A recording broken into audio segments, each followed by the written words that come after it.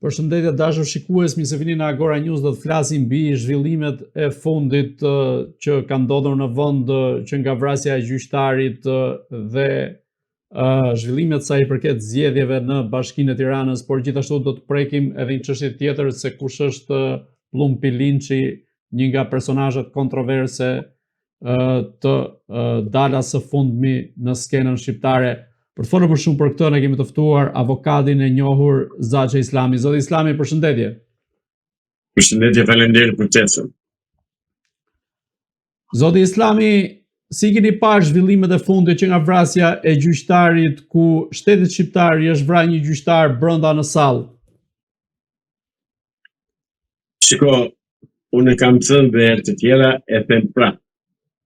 Gjyqtari nuk e vrau dora që shkrepi këmbëzën. Gjyqtarin e vrau shteti shqiptar, vetë shtet, pra arsye sepse shteti ka ndërtuar një sistem të tillë në drejtësi shqiptare që është më i korruptuari dhe më i shkatëruari në të gjithë botën, jo në Shqipëri, jo në Evropë. Ne nga sipas numrit të popullsisë duhet të kemi një numër të caktuar gjyqtarësh që i shkon deri tek për 100.000 veta duhet të jenë rreth 27 ose 29 gjyqtarë me parapërsi se shqipëra si kam statistikat, por edhe në fakt kemi 9 deri në 10 gjyqtarë. Pra, gjyqtarët tanë kanë një ngarkesë të tillë pune që është e pamundur ta përballojnë dhe për këtë arsye shpesh herë marrin vendime të padrejta dhe të pajustifikuara, pa motivuara, dhe kanë nxjerrë të afikuar metodë ose fenomen në vetëm në drejtësi shqiptare që bëhet gjyq pa palë ndërgjyqëse, dhe thotë u bë gjyq në dhomën e Këshillimit dhe u mor vendimi me të dhomën e Këshillimit. Këto janë pa pranueshme, këto janë të pa para në botë, janë të pa ndodhura gjikundi. Këto janë eksperimente që i bëjnë masonët dhe shëntori tyre kryesor në Shqipëri, Edi Rama, të cilit askush nuk i dhe përpara, i cili vendos, firmos, vulos, bën çfarë do qefi atij dhe nuk ka kur asnjë ashtu politikan apo deputet që të dalë kundër vullnetit të tij. Kjo është arsyeja që gjyqtari, mendojmë jo ai gjyqtar, gjyqtarët në përgjithësi e kanë katandisur Shqipërinë në këtë gjendje. Nuk kanë mundësi të punojnë më tepër, bëjnë nga 9 deri 12 gjyqe në ditë. Është e pamundur, nuk ti ka logjika ti mbash mend këto çështje dhe të zgjidhësh problemet e tyre. Nuk mund të ndodhë. Maksimumi gjyqtari duhet të ketë 3 deri në 5 çështje në ditë. Maksimumi po them. Pse që të jetë i freskët, punojnë. Dhe të studiojë që dosjet që i shkojnë atje. Jo shikojnë çfarë shkruajnë sekretarët dhe ai mirupafshim. Pra jemi në një situatë që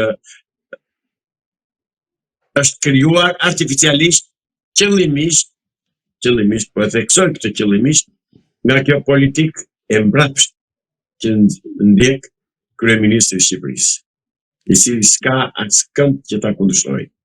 Zoti Islami, kush është përgjegjës kryesor në këtë vrasje, sa i përket vrasjes së gjyqtarit Astrid Kalaja, pasi autorin e dim, por përgjegjësi që situata ka shkuar deri këtu? Edi Rama. E trumbetoj të shqytuar në reformë drejtësi që do zgjidheshin problemet, nuk do kishte më sorollati e çfarë bëri të kundërtën. Se të dini një gjë zotëri, komunistët të tjera thonë dhe të tjera bëjnë. Pra, thanë që do rregullojmë sistemin e drejtësisë dhe e shkatëruan qëllimisht. Pse them qëllimisht? Po i marrin gjërat me radhë. Kishim 6 gjykata apeli në Republikën e Shqipërisë. Ka ngelur vetëm një. Për çfarë arsye? Çfarë ndodhi? Pse u shkurtua? Kishim disa rrethe që kishin gjykatat e tyre dhe ato janë shkurtuar, janë hequr. Ka grumbulluar apelin administrativ në Tiranë për veriun e Shqipërisë dhe në Lushnjë për jugun e Shqipërisë. Do me thënë, i duhet qytetarit shqiptar për një gjyq në Saran, në Korispoli, në Lushnjë të vijë aty të harxhoj gjithë ditën, flërë në hotel dhe me zalla se e merr apo se merr çështjen në shqyrtim gjykata. Pra, kjo është thjesht situatë artificiale, kriminale, e krijuar nga qeveria shqiptare, nga Kuvendi i Shqipërisë, nga Parlamenti shqiptar, nga Komisioni i Ligjeve, nga ata që marrin vendime. Është e papranueshme. Situata ka arritur deri aty saqë e detyrohet shqiptari të vrasë gjyqtarin. Është një fakt tjetër akoma, një faktor tjetër akoma më i rëndë. Edi Rama mori në varësi direkte, personale të tij ASHK-t, Agjencinë Shtetërore të Kadastrës. Dhe qytetarët në fakt i bret kadastra për pronat. I vrasin gjyqtarët, sepse nuk u jepet prona pronarëve të ligjshëm, bën 1 milion maskarallëqe në ditë dhe transaksione të pista kriminale të paguara nga njëra palë në dëm të palës tjetër. Detyrimisht edhe gjyqtari do marrë vendime sipas vendimit dokumentave të kadastrës, dhe më e keqja akoma, më të mërshme që nuk bën vakin asnjë vend të botës. Por jemi të parë në tëra ligësitë neve. Ne jemi vetëm një vend që nuk kemi kontakt me strukturat e shtetit, me nëpunësit e shtetit. Sot shkoni në komunit e Albania. Në të pretjeri janë mbyllur zyra. Si do marrë, si do sqarohet qytetari? Si do kuptoj se çfarë bëhet? Mos thënë pasaj që ajo e famshmja i Albania nuk është gjë tjetër veçse është një mashtrim që u bëhet qytetarëve, një gënjeshtër, që u thonë shkonin nuk ke këtë dokument, të duhet ai, të duhet ky. Mirë një njeri që di ta përdor internetin dhe shkonte i Albania, po ai që është fshat. Po ai që është në një rreth të largët. Pra, zotëri, gjithçka shkon dhe vjen vetëm tek një pikë që quhet Edvin Kristaq Rama. Është ai që shkatërroi drejtësinë, është ai që e bëri këtë katravur, është ai që shkurtoi gjyqtarët, është ai që i shkroi gjykatat e apelit të rrezeve, është ai që e pruri situatën këtu. Është përgjegjës direkt kryesor Edi Rama. Zoti Islami, ju keni denoncuar vazhdimisht raste të sistemit drejtësisë i cili ka keq përdor autoritetin e tij në raste të caktuara, dhe pas kësaj ngjarje mjaft të rënd, duhet thënë, të vrasjes së gjyqtarit, shumica e qytetarëve kanë dalë në krah të autorit. Ju si e lexoni këtë revolt popullore, pra këtë revolt të qytetarëve shqiptarë ndaj sistemit të drejtësisë? Do përdor një shprehje vulgare, ju kërkoj ndjes, po këtu gjë në vend, ajo shprehje, ajo proverba shqiptare nuk ka që bën gomarit dhe i bie samarit. Sepse ai që duhet jap llogari dhe të përgjigjet për situatën e krijuar është direkt kryeministri i Shqipërisë, i cili futur brimave dhe nuk del dhe nuk kontakton as me gazetarët. Edhe ku kontakton me gazetarët, u imponon ai pyetjen që do t'i bëjnë. Zotëri, ti je kryeministri i vendit, ti duhet t'i përgjigjesh të tëra pyetjeve që të bëjnë gazetarët, sepse ata janë shpresë të opinionit dhe të kërkesave dhe të problemeve të opinionit publik. Atëherë ti, kur ja mbyll rrugën, si do komunikosh me qytetarin, se praktikisht ai nuk komunikon me qytetarin. Pare, me asnjë. Edhe kur ka dal për të hedhur valle me si ato çengite ciganëve, edhe kaq, po jo për të komunikuar me njerëzit. Si mendoni, çfarë duhet bërë tani e tutje me sistemin e drejtësisë? A duhet një vetting tjetër për t'i kaluar në sit të gjithë gjyqtarët dhe prokurorët? Të mos i kalojnë fare në sit, si ata të kaluar janë në sit, të tërë kanë pasuri maramëndse, të tërë kanë nga 2 nga 3 apartamente, të tërë janë me vila, të tërë janë me pasuri prallore. Shqip, s'ka nevojë për vetting, se kush do ta bëj vettingun? Bëhet vettingu, e diun si bëhet. Të sjellin një 30 jurist gjerman aty, ose amerikan, ta bëjnë ata vettingun. Por atyre duhet të themi që para se të bëjnë niset për të bërë vettingun, njëherë të bëhet regjistrimi total i pasurive të paluajtshme në Shqipëri. Kur themi deri te koteci punave të regjistrohet. Nëse do bëhet regjistrimi i pronave, zotëri, se kam thënë që 2015 këtë po, këta nuk duan të dëgjojnë. Nëse do bëhet regjistrimi total i pronave, mirë them, atëherë do dalë automatikisht dhe pronari i ligjshëm. Jo pronari fiktiv që ka marrë ai, ka vënë një ka dhe kunatës, vjerës, gjyshes, 3 gjyshes, 4 gjyshes. Pra, kështu bëhet reforma në drejtësi. Dhe për të bërë një reformë të saktë, pastaj duhet që patjetër të merren me këtë çështje avokatët. Që jenë pjesë e komisionit studius hartus të reformës së drejtësisë, të ligjeve. Ta avokatët i kanë dominante, e kanë avokatët si shejtani në lëmë, nuk duan të dëgjojnë, nuk duan të kenë avokat përpara. Dhe këta gjyqet i bëjnë siç i kanë bërë në kohën e 46 kur dënonin ata Çobante dhe Këpucarte dhe Kovacit. Pra nuk bëhet reformë drejtësisë zotëri me këtë sistem gjyqësor, me këta gjyqtar, me këta juristë që kemi në dispozicion, se kanë bërë një tjetër, për të mos hyrë njëri tjetër i padëshiruar në sistemin e drejtësisë, kanë hapur atë të quajtur në shkollën e magjistraturës. Një mizerabël, një pistot, një mashtrues, një mashtrim total, po s'ke që bëse ka s'japi njeriu llogari. Sepse praktikisht po qeveris partia e punës e Shqipërisë me emrin Rilindje dhe me bashkë me partiçkat e tjera që ka rrethrotu. Si mendoni, a duhet një vetting i politikanëve për t'i pastruar një herë mirë dhe për të pasur figura të pastra si sa i përket aspektit ekonomik dhe mënyrës se si janë pasuruar, po ashtu dhe të lidhjeve të tyre me krimin organizuar? Patjetër që duhet dhe çdomosdoshmëri, por jo me juristë shqiptar. Nuk bëhet me juristë shqiptar. Askush mos mendoj, sepse shqiptarët, po ta them unë, po të gjezdis shumë në Republikë do t'i gjinja 5-6 fuqëri. Pra nuk bëhet me shqiptar, kjo bëhet me juristë huaj. Këtë gjë dëshiroj dhe kërkoj dhe i lutem ambasadës amerikane në Tiranë që ta marrë parasysh dhe ta zgjidhë këtë ngërç me juristë të ardhur andej nga FBI, jo me juristë shqiptar. Me juristë shqiptar as mos e mendojnë kurkush. Mirë, po të bëhet kjo që e mund të atë vend të Burg. Se atë të rajdut. Me politikanë, me gjyqtarë, me prokurorë. Se kanë vjedhur, kanë pronat pa justifikuara. Kështu, prandaj se bëjmë.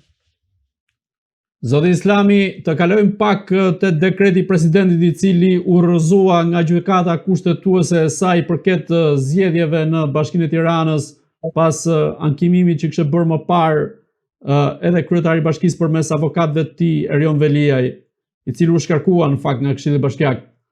Ju si e shikoni, çfarë presidenti është ky që shkel kushtetutën dhe bën një dekret të tillë që e di shumë mirë që gjykata kushtetuese do t'ja pezulloj apo do t'ja hedh poshtë dhe siç ndodhi në këtë rast ja pezulloj? Ai nuk di se që detyrë ka. Ai nuk di pse rrin atë zyrë. Se po them sinqerisht nuk e ka ide pse është atë zyrë. Atë dekretin që firmosi, ja çuan patronazhistin që ka çuar e Dirama në zyrë. Se ai se ka iden fare po ju them, hiç fare, nuk e di fare. Ai ka studiuar për mjeksi zotërisht, ka studiuar për ligje, edhe për kushtetutë. Ai është mbrojtësi numër 1 si funksion, është presidenti i Republikës, është ai që mbron kushtetutën. Ai e shkeli me të dy këmbët, pra nuk është president. Ai që nga ai moment është shkarkuar si president.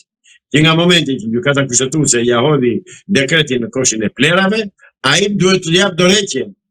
Mirë po, se jep dorëheqjen, nuk jep dot dorëheqjen se Dirama arrin deri aty, aq servilis para Diramës sa kur shkon në Dirama për të firmosur dokumentat e kësaj qeverisë re, del presidenti dhe pret të shkallë e presidencës e çorpi votës. Një përulje e pështirë kjo, shumë e pështirë, shumë poshtë ka rënë. Zoti Islami, si vlerësoni dy kandidaturat që tashmë janë bërë të ditura zyrtarisht, ajo e Gerda Manastiliut nga ana e Partisë Socialiste propozuar nga kryeministri Edi Rama dhe ajo e Florian Binajt, i cili ka dalë kandidat i pavarur, por që mbështetet nga Partia Demokratike dhe konkretisht nga Sali Berisha? Kjo është lojë llafesh. Sali Berisha është i turp që tallet me njerëzit. Po e them prapë këtu ta dëgjoj. Ai dhe ata që janë pas tij. Ç'është kjo? Është i pavarur, po e mbështet Partia Demokratike. Me këtë tallë këta më zotrin. Dhe ju si gazetar, si e pranoni këtë? Se ju aq shkollë keni. Është i pavarur, po mbështetet nga ky. Po pse ushuan djeptet e burrat e Partisë Demokratike për të nxjerrë një kandidat të shkëlqyer që ka me qindra që i njohim? Jo më zotrin, është marrëveshja e 2008-s. do t'i mbetet dhe Bashkia e Tiranës, Partia Socialiste. Ka mbaruar ajo punë, sepse që ta dinë shqiptarët, unë mendoj, po ta dinë që si Ogerta të dalë dhe Floriani të dalë ky Binaj, është e partisë e Rilindjes. Është kandidati, do zbatoj urdhrat e Edi Ramës 1 për 1. Pra, mirë po, mendoj dhe një tjetër që për ta dikur fare Ogerta Manashtiriu në Edi Rama, sepse ka dalë emër gjithandej për korrupsion dhe për përvetësim sasireve të mëdha të valutës, eurove. I vë të dy dhe në fakt del ky Floriani dhe ajo eliminohet. Zotëri, unë nuk e njoh nga afër Florian Binaj. Është një djalë nga një familje thellësisht komuniste nga Sebasteri, janë të tërë të majtë, qoftë Manxhal Binaj që ka qenë sekretari i parë i Gjirokastër, qoftë Sokol Binaj që është në gjykatën e lartë, ata janë familje e të lidhur me partinë e Enverit.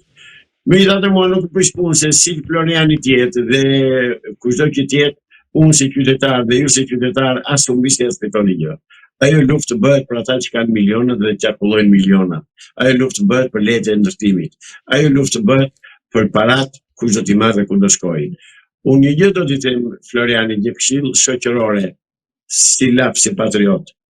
Floriani, e djali pasën mos u përzihej me këtë brum që po kërkon të fusi Edi Rama, se do përfundosh keq.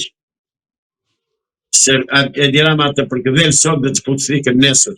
Ka i di unë t'i them Florian Binaj. Nëse ajo inshallah e merr ajo zonja, pasi ajo japin asaj që të vetë kuvat e Erion Velia. Pse mendoni se mund të ketë njëjtin fasi Erion Veliaj nëse zgjidhet në krye të Bashkisë Tiranës?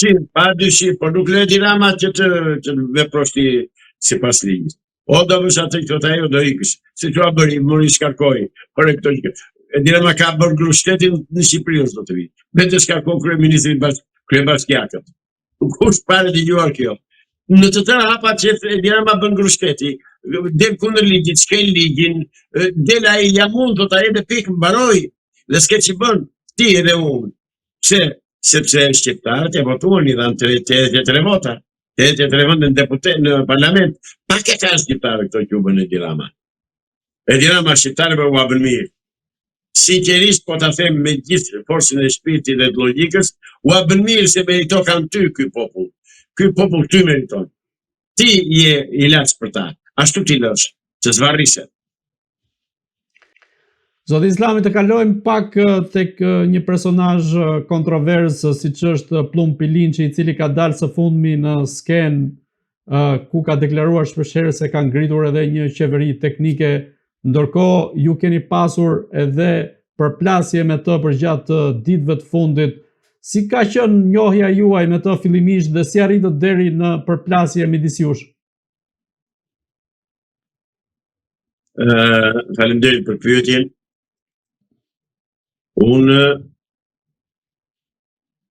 jam njohur me zotin Pilinçi në kohën e pandemisë në 2020. Më ka marrë në telefon mua, se unë nuk e dija se ekzistonte ky njeri ose jo. Dhe më fton që të veten në shtëpi një kafe me të.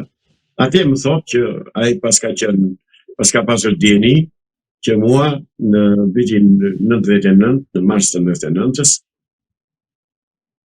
ka qenë ambasada amerikane që më ka mbrojtur nga shërbimi sekret grek se më rrezikohej jeta.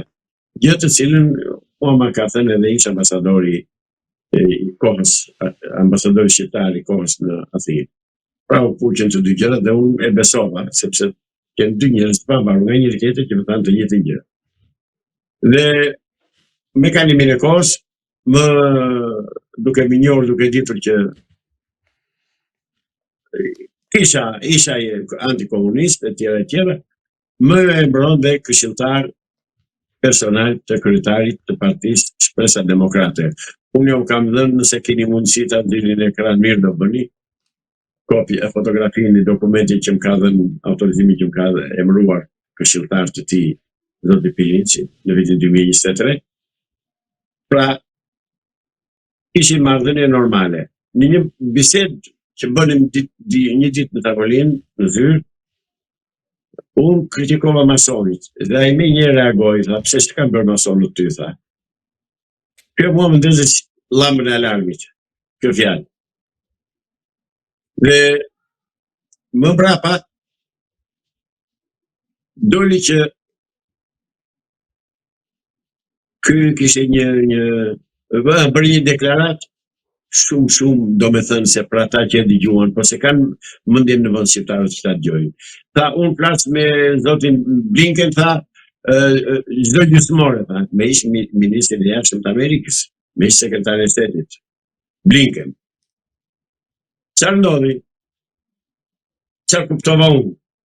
Unë kuptova që ky ishte tërësisht me Bidenin. Pra që nga i dërguar, i Sorosit. Po ky është budallëk, se s'mund të besosh që fliste çdo një orë me Blinken. Shikojini se i keni këto janë deklarime të tij, nuk janë të mia. E kam dëgjuar, e kam parë. Stude. Pra ai këtë tha për të thënë shqiptarëve që shikoni se ku jam unë.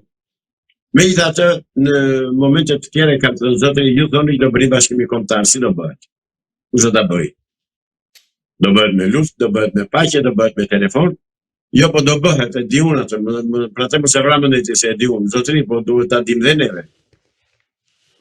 Nuk më dha përgjigje. Atëherë, vazhdojmë tutje, e pas që doli dhe dilte vazhdimisht dhe thoshe, do bëjmë bashkimi kombëtar, do bëjmë atë, do arrestohet ky, do arrestohet ai, filloi ka një vit që thotë do bëhen arrestime. Keni parë ndonjë arrestim ju nga këta të shtetit, të nomenklaturës të udhëheqjes së shtetit? Jo. Po me çfarë autoriteti e bën një deklaratë të tillë? Pikërisht këtë i kërkova, i thash, zotëri, ju thoni, kush do të bëjë arrestimet? Se ju urdhër nuk jepni dot. Ju pjesë e shtetit nuk jeni. Ju të drejtë për të urdhëruar nuk keni. Atëherë si do bëhen arrestime? Do bëhen arrestime dhe pikë. Pra, pas që kam të bëjmë me një njeri delirant, që atë që fantazon vet, kujton se do bëhet se është ashtu si thot ai.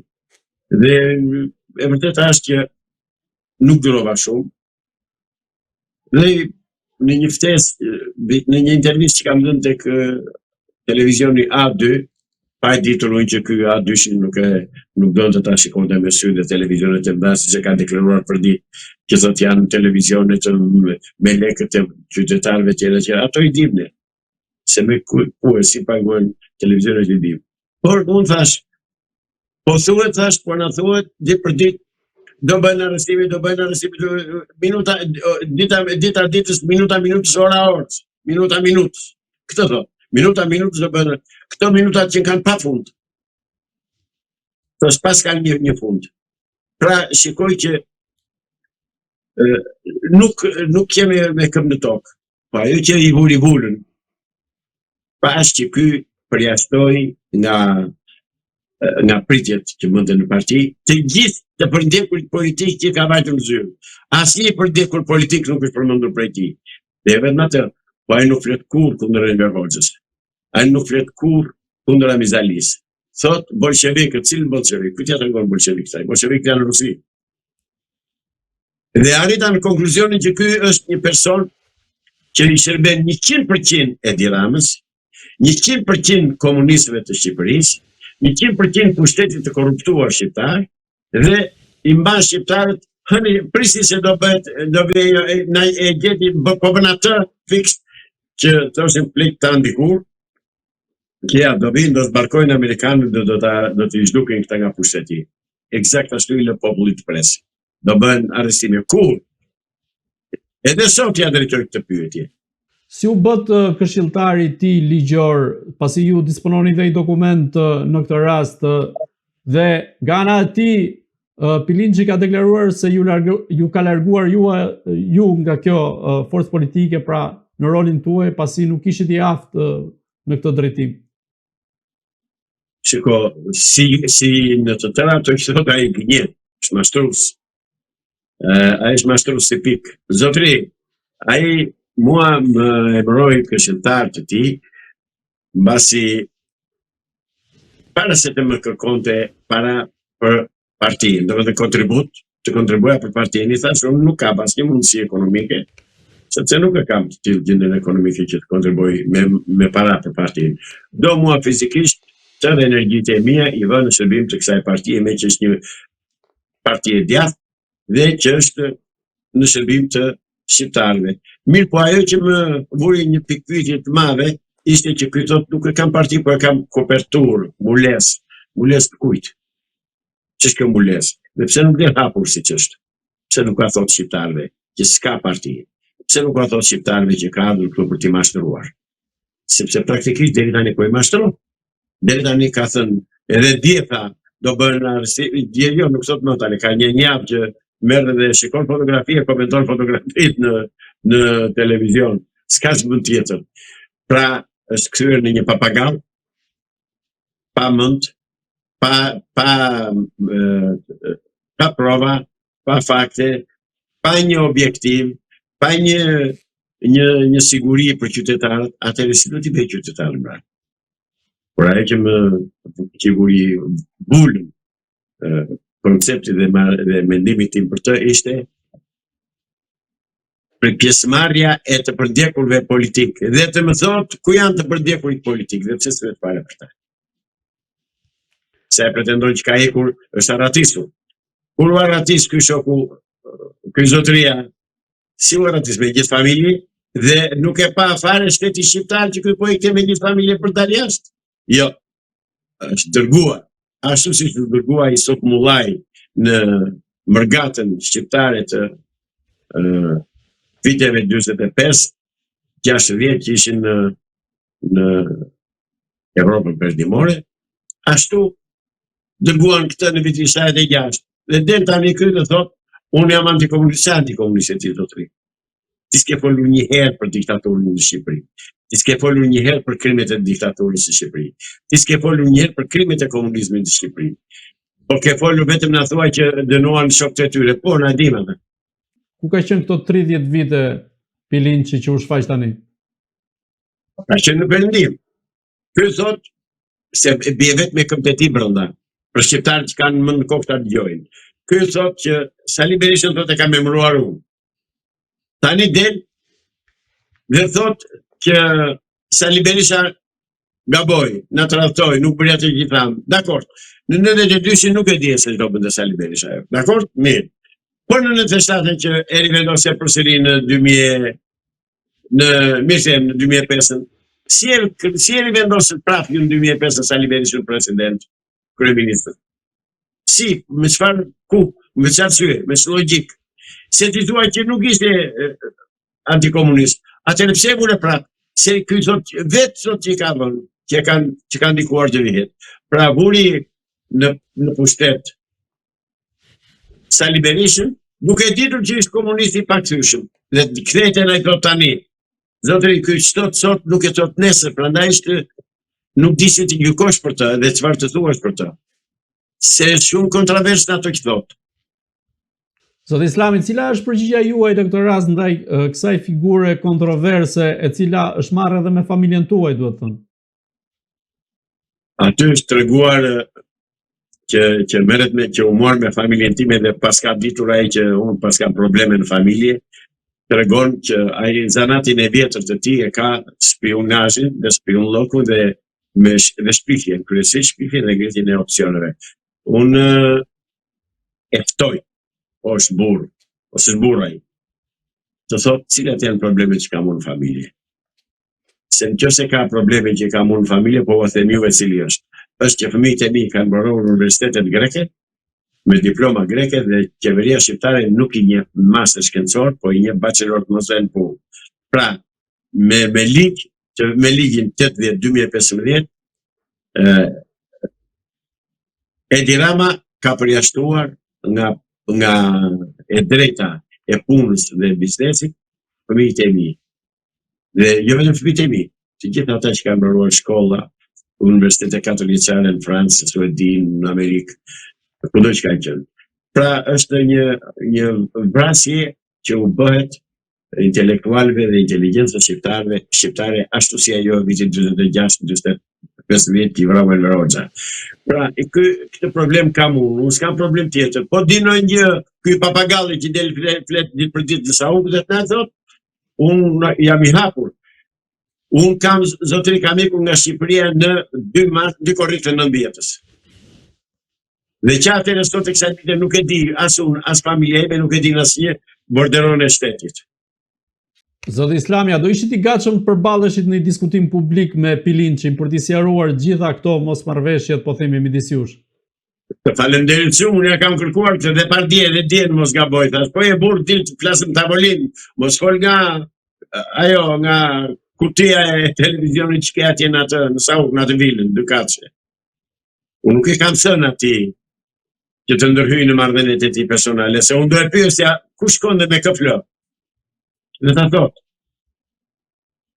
Ja thot opinioni publik. Jo është 100% në shërbim të komunistëve shqiptarëve të komunizmit. Ai asnjëherë, si kundërthash dhe më përpara, s'ka folur për krimet e komunizmit, për krimet e Enver Hoxhës, për krimet e Ramiz Alis, për krimet e Edi Ramës, për krimet e Sali Berisës. U thot këtyre gjëra të përgjithshme. Ato i dimë ne ato që na thot ai.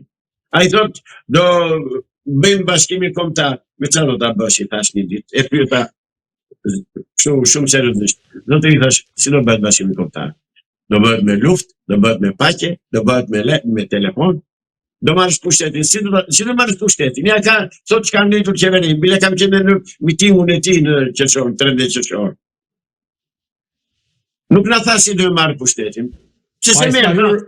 Ai s'ka hyrë në asnjë palë zgjedhje, as në zgjedhjet e 11 majit, as në këto që zhvillohen për zgjedhjet vendore. Absolutisht, por nuk është për atë ai. Ai thjesht të bëj të orientojë shqiptarët, për atë ka dalë atje. Për atë del edhe papagallisht tërë ditën në Sauk, çdo ditë në orën 6. Po kujt i shërben ai? I shërben opozitës apo Edi Ramës? I shërben komunistëve shqiptarë të cilët e rekrutuan, e quan në Amerikë, po ja them unë dhe t'i kundërshtoj Podeshki. Dhe t'i kundërshtoj dhe t'na thonë si iku. Kush e priti, kush e përcolli, nga iku. Leri ato që trota jo kam ikur me helikopter, do i kem helikopter ai në 76. Ora ai gënjet ditën për diell, vëlla, ose kam marrë, ose se kuptoj, si mund të gënjej një burr në atë moshë në këtë mënyrë? Kjo tregon që ai ka çorëntime, ka rregullime mendore. Po si është mundur që ju i besuat në këtë rast? Urdhën? Si është mundur që ju i besuat, duke qenë dhe avokat, edhe në eksperiencën tuaj që i verifikoni të gjitha, po themi, gjërat që ju serviren? Është dëshira ime e pafundme dhe e paplotësuar që të zhduket komunizmi në Shqipëri dhe të bëhet Shqipëria. Dhe erdhi me mendimin dhe me mashtrimin që unë do bëj bashkimin kombëtar, do rrëzoj dhe komunistët nga pushteti në Shqipëri. Në fakt ka 5 vjet që po e ndihmon në mënyrë perfekte komunizmin në Shqipëri. Ka 5 vjet. Dhe nuk është murë të vit të dalë në tavolinë zotëri, të më thotë çfarë ka me mua. Çfarë ka me mua? Ku i ka mbetur qefi? Qefi mbeti se e pa që unë nuk isha pjesë e tyre, nuk isha pjesë e shërbimeve sekrete shqiptare dhe del pa turpsisht. Po ai s'ka turpsisht. Kush e humbi turpin ta gjej ai? Sot që i ka marrë shtëpitut nga Ministria e Brendshme. Jo zotëri qytetarë shqiptarë, ta dini dhe ju zotëri gazetarë. Si qëndron e vërteta? Ja do ta them. Unë kam qenë në punë në brigadën e tankeve në Sauk, kam qenë instruktor telegrafie. Dhe s'kam qenë radist i Ministrisë Brendshme si thot ai, se ai gënjen pacifisht. Ai gënjen dhe me deklarime direkte, nuk gënjen të paktën kështu me thashë teme. Të më thot ai kur kam qenë në punë në Ministrinë e Brendshme, në cilin reparti të Ministrisë Brendshme, kush më ka dhënë shtëpi nga Ministria e Brendshme, kush më ka strehuar këtu nga Ministria e Brendshme, po ai s'pa turp, po nuk ka turp. Prandaj nuk jam ban aty të dalë përballë me mua në bisedë drejt për drejt, po më kërcënon Andea dhe më treguar, më tha, se para në qershor të këtij viti, në 6 qershor, mos gaboj, që do bënte një intervistë Arjan Hasimi, jo Arjan, si ka ky Arjan. Ky në Amerikë. Arjan Hasimi tha që do flasë me një avokat të shkëlqyer, tha e tjera, Dhe ky më merr telefon duke menduar se do isha unë ai avokati që të shkruaj në darkë dhe më thotë do të rjep nga këmbë, thotë. Ky ai ishte njëri delirant, është i smur, me të shopun. Edhe pse ka një informacion nga ambasada amerikane që ka probleme mendore, të shëndetit mendor, por do ta hedh dokumentin në dorë, pastaj do flas me prova. Tani e kam indicie, nuk e kam provë. Zot Islami, si mendoni se mund të përfundoj ky diskutim midis jush? A do ishte i përballje publike midis teje dhe Pilinçit, qoftë edhe këtu në Agora News? Pa diskutim, jam disponibël në çdo kohë, por do të dëshiroja që të thrisnim në bisedë një të përndjekur politik, që ta zgjedhun jo ai. Dhe t'ja thot atje të përndjekur me politik, ta shprehi mendimin e tij për të përndjekurit politik, se deri më sot s'ka folur asnjëherë. Asnjëherë. Thot në një llaf kështu, hes një llaf këtu t'je thuaj dhe i mbeti mendja tek tangat e ministreshave dhe tek vjedhjet e tyre. Është mirë ai apo s'është mirë? Jam edhe të arrestoj Belina Balluku se po thot të arrestohet minuta minutës. Ka gjetur dhe fjalën minuta minutës, ka marrë me emision këtu, nuk thot me emision, po me emision. Mirë që s'di të flasë. Mirë që nuk di të flasë shqip. Por pak që mos e thot. Tani pse si arreston që ka? Dhe kur thot do t'i arrestoj kush? Kush më zotëri? Se ty se thonë ande nga adhët tonë aty se qasin në fshat ka urë, kërkoj dhe në bazë dhe prifit nuse. Atë që si llogarit njëri për të gjallë fare, thjesht i kanë thënë vazhdo barbalisë atje dhe gënje budallej që besojnë. Një ndër ata budallej dhe unë këtu. Se dhe mua më gënje unë fillimisht. Po jo deri në fund, mos më gënje. Pra me mua pati një fund gënje shrati, mashtrimi. Zot Islami, si cilësoni akuzat e tij se ju jeni anti-amerikan apo që ligjeroni kundër Shtetet Bashkuara të Amerikës, ndërkohë në intervistat që kemi zhvilluar edhe bashkë apo dhe në media të tjera, ju jeni një njeri objektiv, realist, i cili të bardhës i thoni të bardhë, të zezës të zezë, dhe aty ku ka të drejtë, jepni të drejtë, qoftë Shtetet Bashkuara të Amerikës, dhe aty ku është gabim, thoni që është gabim. Ai ka një problem të madh. Ka trashëguar në botë kuptimin e tij diktaturën e vendit, mos fol kundër meje. Dhe që bën, çdo gjë që po kritikove atë, thotë ke je kundër Amerikës. Por zotëri, Amerika është një vend demokratik. Dhe unë çuditem si e ambasada amerikane që të llomotis ashtu ai. Tamam të llomotisi dhe të thotë është kundër Amerikës, ku jam kundër Amerikës? O, zoti, o Pilinç, ku jam kundër Amerikës? Më thua një rast. Kundër asim, qofse ka njeri që ka respekt dhe konsiderat të jashtëzakonshme për Shtetet e Bashkuara të Amerikës në popullin shqiptar, i pari jam unë, sepse praktikisht e di e ka vërtetuar që në 99, në mars të 99-s, ishte ambasada amerikane në Athinë që mua më shpëtoi ishte ambasadori amerikan në Athinë që mua më shpëtoi jetën nga ata kriminalët e shërbimit sekret grek. Si do jem kundër Amerikës unë? Po ky ishte pacip, po ky është tamam i pacip. Ky s'ka turp, ky gënjen ditët për diell. Dhe shqiptarët e kanë kuptuar tani. Shikoni tek komentet që bën atje që bën tek ajo podcasti tia TV Shpresa, shikojeni se çfarë i thon qytetarët shqiptar. Na ngope i thon me pralla, na ngope me fjalë, çdo bësh gjë, ai ç'bën tani nuk the përgjigje atyre, po thot shikoj janë këtë fotografin këtu ky filani ka bërë këtë, ka bërë atë. Ku ti thot ai ç'ka bërë? Ne di më mirë nai. Ai di gjithë kitën e asaj që dim neve. Po ai s'ka ç'bën. Ato do thot, ç'a do thot më shumë? Ose po kam shumë dhe ti thot, ne këtu jemi në pritje. Jo zotëri, është një mashtrues ordiner. Është kthyer tani në një papagall që përsërit të njëjtat fjalë ditë për ditë, të njëjtat fjalë thot populli shqiptar, shqiptar temi populli shqiptar, dhe këto populli shqiptar ai me kokë të madhe. Unë nuk i them atij që nga Australia, qytetari shqiptar Maqedonos, qytetari Maqedonos mirë them, shqiptari Maqedonos më ka thënë që ai është një mashtrues. Kujdes avokat më tha se është mashtrues. Sot edhe 4 vjet përpara në 2021. Zoti Islami, mos ndoshta shqiptarët, por edhe ne jemi duke i dhënë rëndësi paksa si tepër, duke qenë se Shumë, kjo është e vërtetë. ai është në atë bot kuptimin e tij. Po, kjo është e vërtetë. I kemi rritur autoritetin përgjigjëse, i kemi dhënë vlera që nuk i ka. Dhe këtu kërkoj unë ndjes. Pastaj ju.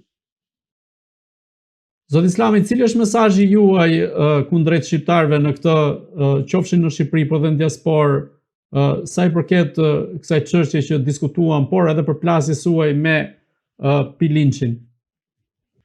Në fakt, unë nuk jam përplasur me Pilincin. Unë jam përplasur me sigurimin e shtetit shqiptar. Unë jam përplasur me komunizmin shqiptar. Unë jam përplasur me kriminalët shqiptar. Unë jam përplasur me hajdutët shqiptar. Përfaqësuesi të gjithë këtyre është ky Pilinci. Unë me ata jam përplasur. Dhe me ata përplasim, edhe do përplasim sa të kem prim gjallë. Pra, ai po të mos kishte atë mbështetje, nuk i them ato të tjera çfarë ka bërë. Që i mirë të njerëzit i madhe nga 6 muaj punë, nga 5 muaj punë edhe shkrim të lekë të ikni. Ku e ka sekretarin që kishte në fillim, që kur ishte tek rruga Jordan Misja, se ka ndruar një 5 ndërtesa zyrat deri më sot, ka ndruar. Ku i ka? Kështu kisha për Pilincin. Zoti Islami, të kalojmë pak në raportin e Shteteve të Bashkuara të Amerikës me drejtsinë shqiptare, ku së fundmi New York Times ka bërë një shkrim për kryeministrin Edi Rama, në të cilën e përmend për aferën e Charles me Gonigal. A mendoni se me zgjedhjen e kryeutarit të SPAK-ut kjo dosje do të shkojë përpara? Unë tani do t'i beqefin ati papagallit Saukut, që thotë është anti-amerikan, po unë këtu kam një kritik të jashtëzakonshme dhe shumë të fortë për Shtetet e Bashkuara të Amerikës. Çfarë presin ata? Për ta arrestuar dhe për ta dënuar Edi Ramën. Çfarë presin? Kujt i shërbej? Sa harrova dhe diçka tjetër. Se ky papagalli Saukut ka thënë një tjetër më çmenduri akoma. Pra që përkohësisht është në detyrë ai Trumpi tha. Se nuk do jetë ai tha. Këtë ma ka thënë dhe në zyrë, e ka thënë dhe në mediat e tij në këto, kur flet këtu. Kush e ti, që përcakton se sa do rri presidentin në detyrë. Kush e ti, more. Pra, praktikisht, është një shërbëtor i bindur i Sorosit, për cilin akuzon flet shanë shumë, se është metoda e Ramizalis që tha do ta dëgjoj të kujtoj se më kujtove diçka tjetër që duhet thënë tani. Në 89 Ramizalia tha do t'i lejojmë, do krijojmë pluralizmin politik, tha do t'i lejojmë ta shajmë komunizmin në rrënjë me dek, tha, por në fund tha ne do mbajmë pronën, tha, se i kemi ndërtuar ne Shqipërinë. Edhe ky bën atë që tha Ramizalia, e shan Edi Rama i thotë do të zbarisje, do të rjepe, do të bëj, i shan të tërë, shan dhe të bardhin e të ziu, por në fundit i shërbet po atyre. Flet kundër Sorosit, në fakt se është dora e djathtë e Sorosit këtu. Ky e zvendëson Sorosin në Shqipëri. Zoti Islami, si e shikoni zgjedhjen e kryeutarit të SPAK-ut? A mendoni se do të çojë përpara, pra siç e përmendëm, dosjen e Charles me Gonigal dhe a do të bëj goditje në nivelet e larta të qeverisë së kryeministit Edi Rama? Jo, nuk kam asnjë shpresë. Jo. E njëjta situatë do vazhdoj. Pra që kohë sa SPAK-u do zgjidhet nga gjyqtarë shqiptarë, do funksionoj me gjyqtarë dhe prokurorë shqiptarë, të dalin nga shkollat e Partisë Punës dhe të rilindjes shqiptare, nuk kam asnjë shpresë dhe koha do më vërtetoj. Zoti Islami, a mendoni se në rast, pra marrim hipotetikisht, kryeministri Edi Rama humbet Bashkinë e Tiranës, a mund të jetë kjo një fitore për opozitën për t'i dhënë një goditje tjetër në zgjedhjet e ardhshme parlamentare? Tani do kacafitemi bashkë, do zihemi sa që do rrihemi bile, se po vetëm që s'kam këtu afër, që më përmend fjalën opozit. Të lutem shumë. Mos e përmend. Ato njohim. Njiheti, unë nuk jo, për mua s'ka opozit. Po të kishte opozit, ti kishte opozit që çka gjithë bota opozit, e detyruan kryeministrin francez dha dorëqen 2-3 herë sa ka bërë ka trahur tani në Francë. Ajo është opozit. Është opozita greke që ka të ndisi pasokun nga 160 deputete, ka të ndisin 13. Ajo është jo këta, që opozit janë këta lakejt, sa në lëpirë e Edi Ramës të tërë, e gjitha opozita, që nga Berisha i pari. Prandaj nuk ka opozit dhe Edi Rama do bëj ato që do të bëj dhe po i bën. Dhe se ndalon do të askush.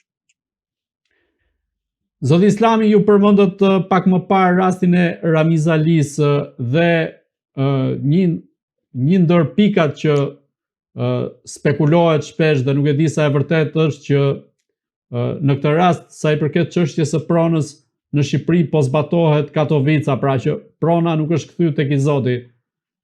A është në këtë rast kemi të bëjmë një plan të mirëfillt qoftë nga sistemi komunist që ra në 90-ën dhe pasardhësit e tyre Berisha dhe Rama deri më sot që ta zvarrisin popullin shqiptar për të mos ia kthyer pronën?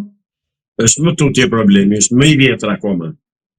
Ky është një plan i globalistëve, i cili ishte eksperimentuar në mënyrë perfekte në Shqipëri duke e pronësuar popullin, siç e bëri në 45-46, dhe siç po e shpronëson dhe tani ditë për ditë. Pra është plani globalistëve për të shpronësuar qytetarët e botës, për t'i shkelur, për t'i torturuar, për t'i zgjuar, për t'i transferuar nga një vend në tjetrin. Është një plan që çorodit gjithë popujt dhe gjithë shtetet me qëllim që të qeverisin ata. Është më i gjerë problemi. Edi Rama është thjesht dhe komunistët shqiptarë janë thjesht zbatues të asaj politike, të atij programi. Program të cilit ishte bërë dhe papagalli Saukut. Po në këtë rast, a ka i plan shqiptar nga vetë drejtuesit e shtetit shqiptar që të zvarrisin vazhdimisht shqiptarët sa i përket çështjes pronave? Jo, është plan që u vjen i gatshëm dhe vetëm se e zbatojnë. Zoti Islami, unë ju falenderoj që ishit në Agora News. Unë ju falenderit juve për ftesën dhe miru takofshim prapë në emisionet tjera. Të dashur shikues, bashkë do shihemi në intervista tjera, por mos harroni të bëni subscribe në kanalin tonë në YouTube.